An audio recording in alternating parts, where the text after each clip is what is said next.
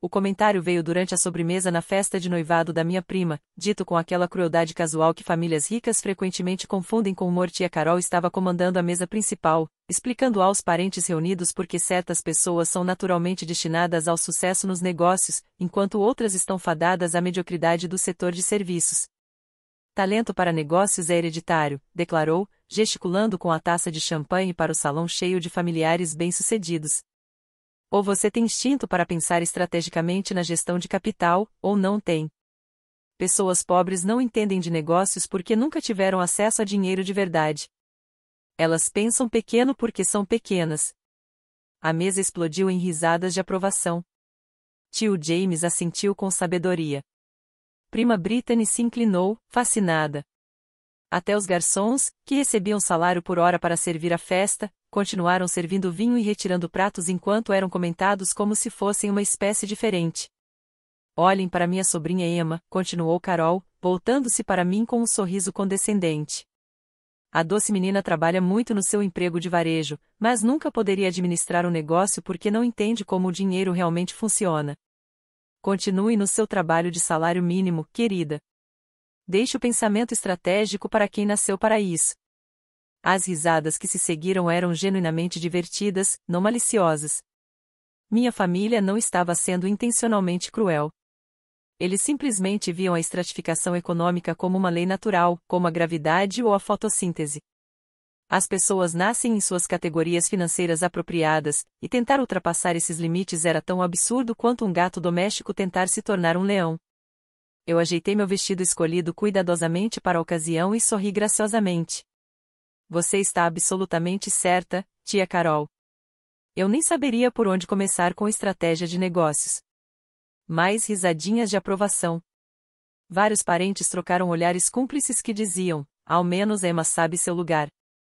Terminei meu bolo comprado na loja e me desculpei para ir ao banheiro, onde passei alguns minutos revisando os documentos financeiros que havia carregado no meu celular mais cedo naquele dia.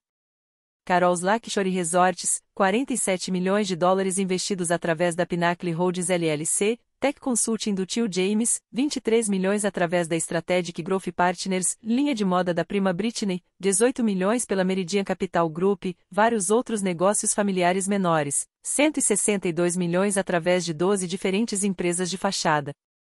Total do portfólio de investimentos anônimos da família, 250 milhões distribuídos entre 17 negócios de diferentes parentes.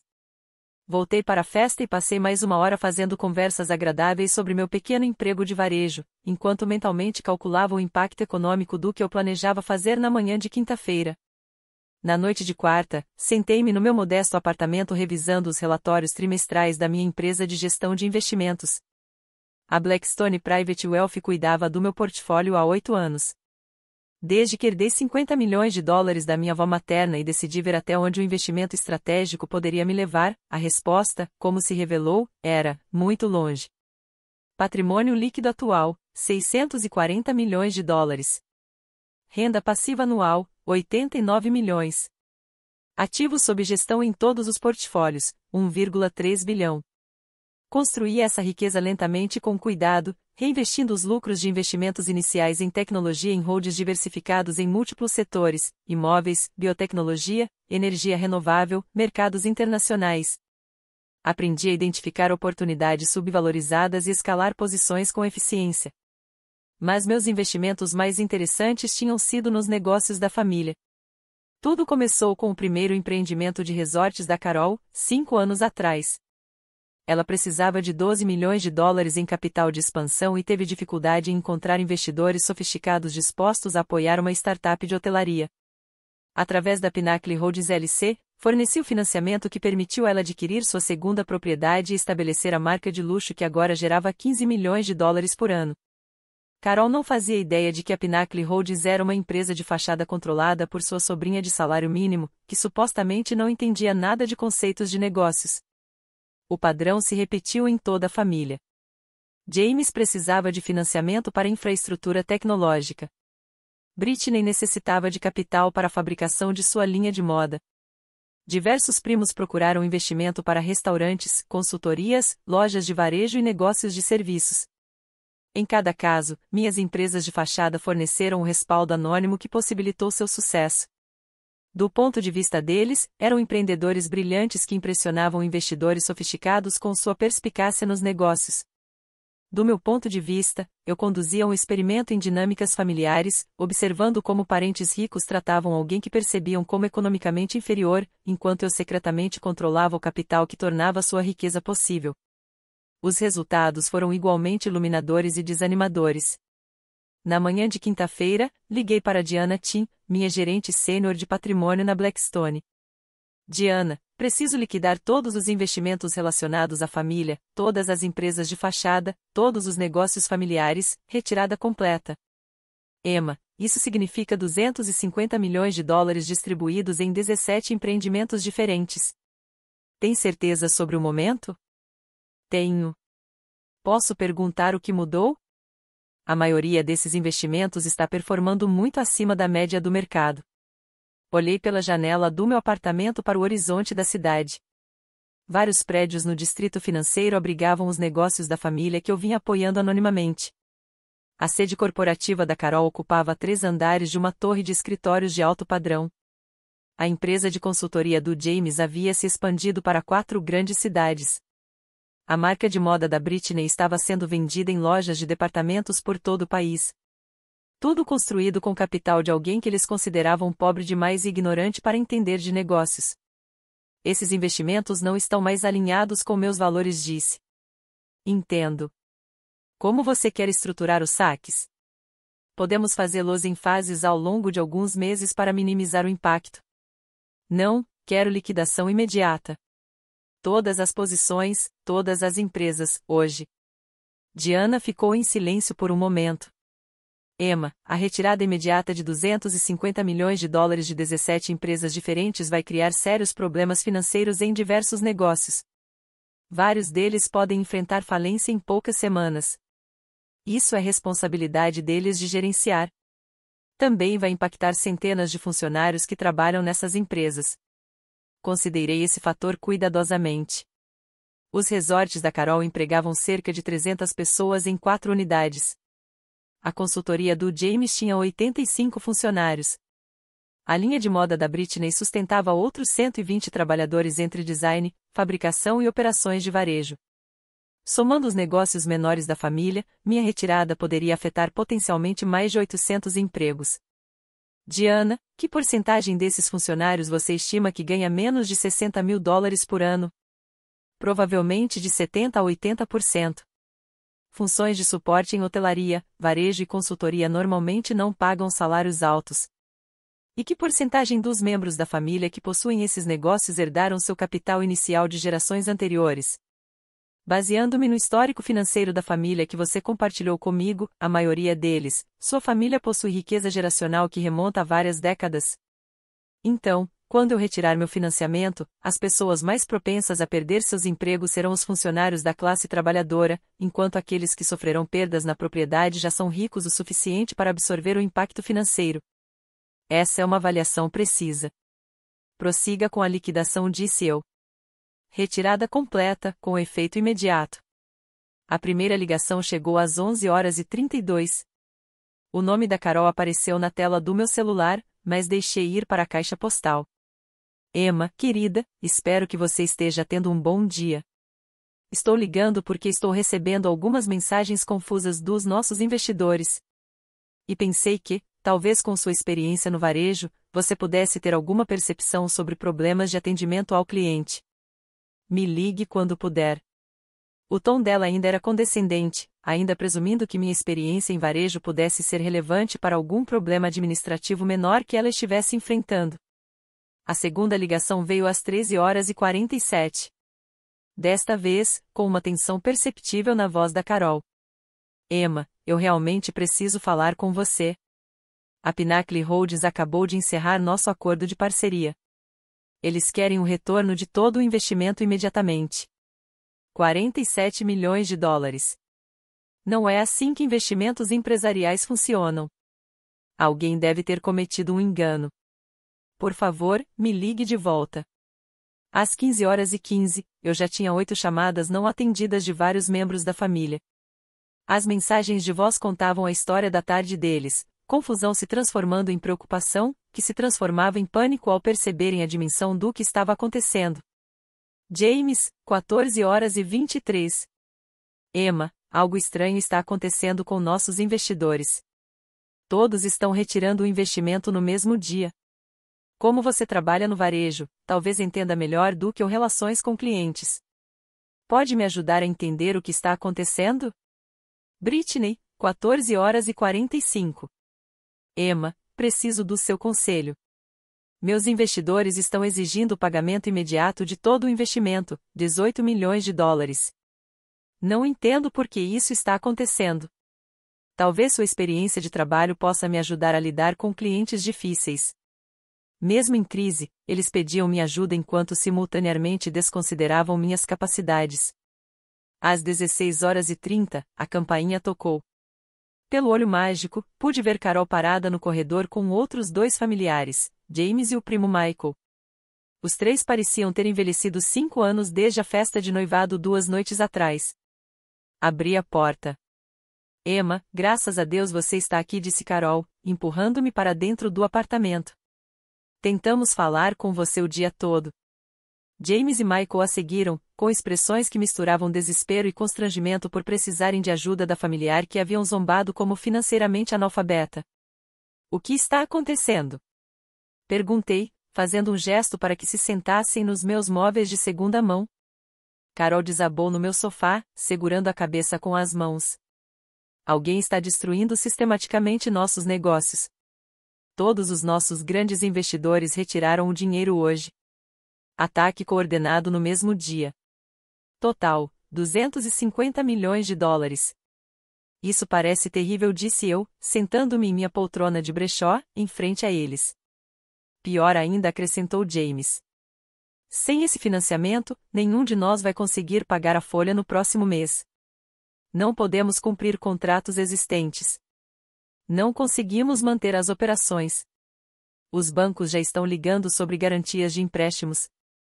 Michael se inclinou para a frente. Emma, precisamos da sua ajuda. Não com dinheiro, disse ele. Sabemos que você não tem esse tipo de recurso, mas você trabalha com clientes todos os dias. Entende como resolver problemas com pessoas difíceis. Talvez possa nos ajudar a negociar com esses investidores. Olhei para os 3 familiares que passaram décadas me tratando como se eu fosse pobre e ignorante demais para entender suas operações sofisticadas, agora sentados no meu modesto apartamento, pedindo conselhos sobre clientes difíceis. O que faz vocês acharem que esses investidores estão sendo difíceis? Perguntei. Porque estão exigindo pagamento imediato em vez de seguir os prazos normais de investimento, explicou Carol. Investidores não retiram tudo de uma vez, a menos que alguém os convença a coordenar um ataque. Por que alguém iria querer atacar os seus negócios? Não sabemos, disse Carol, com a voz embargada pela frustração. Talvez um concorrente. Talvez alguém com inveja do nosso sucesso. Talvez alguém que acha que não merecemos o que construímos. Assenti, pensativa. Com quem você conversou sobre o sucesso dos seus negócios recentemente? Ninguém de fora. Só familiares, na festa de noivado da Britney. Estávamos discutindo estratégia de negócios, empreendedorismo, talento natural para o comércio. O que você disse especificamente sobre estratégia de negócios? Carol parecia confusa com a pergunta. Apenas observações gerais sobre quem tem instinto para negócios e quem não tem. Como algumas pessoas são naturalmente mais adequadas para pensar estrategicamente, enquanto outras se saem melhor em funções de serviço. Você mencionou exemplos específicos de pessoas que não seriam adequadas para negócios? Carol lançou um olhar para James e Michael, claramente desconfortável com a direção da conversa. Talvez tenhamos feito alguns comentários gerais sobre origens econômicas e compreensão de negócios. Que tipo de comentários? Perguntou James. Carol pode ter mencionado que pessoas de certas origens econômicas não conseguem realmente entender estratégia de negócios porque nunca tiveram acesso a capital significativo, e que pessoas com empregos de salário mínimo deveriam se ater ao que conhecem, em vez de tentar pensar estrategicamente. Michael acrescentou. Mantive minha expressão neutra. Isso soa como observações razoáveis sobre mobilidade econômica e educação em negócios. Um suspiro de alívio era visível em seus rostos. Exatamente, disse Carol. Não estávamos sendo maldosos. Só estávamos sendo realistas sobre aptidões naturais e limitações econômicas. Então vocês não acham que a crise com os investidores tem relação com esses comentários? Perguntei. Como poderia? Respondeu Carol. Estávamos apenas conversando com a família.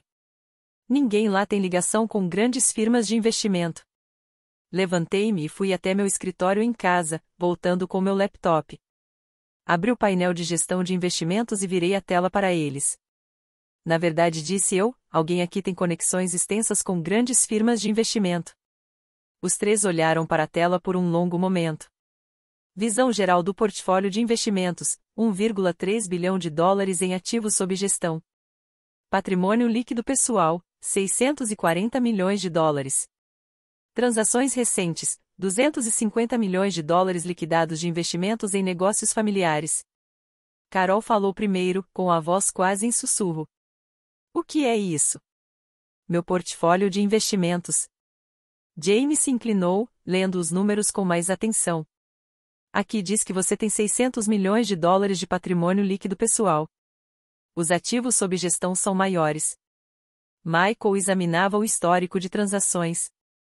Mostra a liquidação de posições na Carol's Luxury Resorts, na Tech Consulting do James, na linha de moda da Britney. Carol olhou para mim com uma compreensão gradual surgindo em seu rosto. Você é um investidor. De todos eles. Pinnacle Holdings, Strategic Growth Partners, Meridian Capital Group. Essas são suas empresas. São empresas de fachada que você controla. Sim. Vocês têm financiado nossos negócios há anos. 5 anos no seu caso, 3 anos para James, 2 anos para Britney. A sala ficou completamente silenciosa por vários minutos. Eu podia vê-los processando as implicações. Cada expansão, cada sucesso, cada momento de orgulho em suas conquistas empresariais havia sido subsidiado pelo membro da família que eles desconsideravam por ser pobre demais para entender de comércio. Mas por quê? Carol finalmente perguntou. Por que você investiria em nossos negócios sem nos contar? Porque eu queria ver como vocês tratariam alguém que achavam não ter nada a oferecer financeiramente. James levantou-se abruptamente e começou a andar de um lado para o outro pela minha pequena sala de estar. Isso é insano.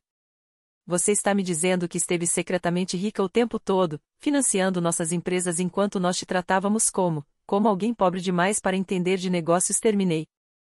Mas você nunca nos corrigiu. Nunca disse nada sobre sua riqueza. Eu queria observar seu comportamento natural em relação a pessoas que vocês percebiam como economicamente inferiores. O rosto de Carol ficou pálido. E agora você está destruindo nossos negócios porque fomos honestos sobre estratificação econômica e aptidão para negócios. Estou retirando meus investimentos porque vocês usam o sucesso que eu possibilitei para demonstrar superioridade sobre quem tornou isso possível. Michael parou de andar de um lado para o outro e me olhou diretamente. Emma, o que você disse na festa sobre não saber por onde começar com estratégia de negócios, foi mentira? Não. Eu realmente não sei por onde começar com a estratégia de vocês, porque ela se baseia em riqueza herdada e investimento anônimo, e não na perspicácia empresarial que vocês acham possuir. As palavras pairaram no ar entre nós. Carol olhou para as mãos. James sentou-se pesadamente. Michael continuou me encarando como se nunca tivesse me visto antes. E agora, o que acontece? Perguntou Carol, baixinho. Com nossas empresas, quero dizer, com nossos funcionários. Isso depende do que vocês aprenderam com essa experiência. Eu aprendi que fazer suposições sobre as capacidades das pessoas com base no status econômico aparente pode ter consequências catastróficas. E o que mais? Carol pensou por um momento. Aprendi que o sucesso do qual eu tanto me orgulhava não era realmente uma conquista só minha. Ele foi construído com apoio que eu não reconheci ou valorizei. E aprendi que tratar membros da família como inferiores por causa de suas limitações econômicas percebidas não é apenas cruel, mas potencialmente devastador financeiramente. Reabri meu laptop e abri um novo documento. Estou disposta a considerar reinvestimento sob condições diferentes. Que tipo de condições? Perguntaram. Primeiro, quero o reconhecimento de que o sucesso de vocês nos negócios foi construído com investimento familiar anônimo, e não por genética empresarial superior. Claro, respondeu Carol. Segundo, quero desculpas públicas pelos comentários sobre pessoas pobres não serem capazes de entender de negócios. Carol assentiu. Vou postar algo nas redes sociais hoje. Terceiro, quero mudanças na forma como vocês tratam e discutem os funcionários das suas empresas. Nada de mais comentários sobre trabalhadores de salário mínimo supostamente sem capacidade para pensar estrategicamente. Combinado. Quarto, quero transparência sobre a fonte do seu financiamento. Nada de fingir que vocês impressionaram investidores sofisticados apenas com seus instintos naturais para negócios. James falou. Isso vai ser constrangedor. Construímos nossa reputação profissional com a ideia de que somos empreendedores feitos por nós mesmos. Então vocês terão que construir novas reputações profissionais baseadas na honestidade sobre como o sucesso nos negócios realmente funciona. Digitei um acordo preliminar de reinvestimento e mostrei a eles $200 milhões em novos aportes para todas as empresas da família, estruturados como investimento familiar reconhecido, e não como apoio anônimo. Carol leu atentamente os termos. Isso é, na verdade, mais transparente e sustentável do que nosso arranjo anterior. Governança clara, relações honestas, supervisão melhor. É o que acontece quando você trata membros da família como parceiros, e não como casos de caridade. Os três assinaram o acordo e, em seguida, passaram vários minutos olhando ao redor do meu modesto apartamento com uma nova compreensão. Emma, disse Carol finalmente, eu te devo um pedido de desculpas. Não apenas pelo que eu disse na festa, mas por anos de te tratar como alguém que precisava da nossa pena, em vez de alguém que estava tornando nosso sucesso possível. Desculpas aceitas. E eu preciso repensar completamente a forma como falo sobre sucesso econômico e habilidade nos negócios. Isso seria apropriado. James reuniu seus papéis e se dirigiu à porta. No limiar, ele se virou. Mais uma pergunta. Quando você disse que eu estava absolutamente certa sobre pessoas pobres não entenderem de negócios, você quis dizer isso ou já estava planejando essa retirada? Sorri. Eu quis dizer que você estava absolutamente certa sobre pessoas pobres não entenderem de negócios. Eu só não concordava que eu fosse pobre. Nos meses seguintes, observei as atitudes da minha família mudarem à medida que processavam a nova realidade. Pedidos de desculpas públicos foram postados nas redes sociais. Políticas de tratamento de funcionários foram revisadas em todas as empresas da família.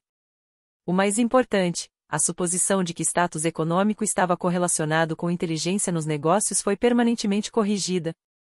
As empresas familiares se recuperaram mais fortes do que antes, com melhor capitalização e liderança mais honesta. Os mais de 800 funcionários mantiveram seus empregos, e vários foram promovidos à medida que as empresas se expandiam para mercados que eu havia identificado através da minha pesquisa.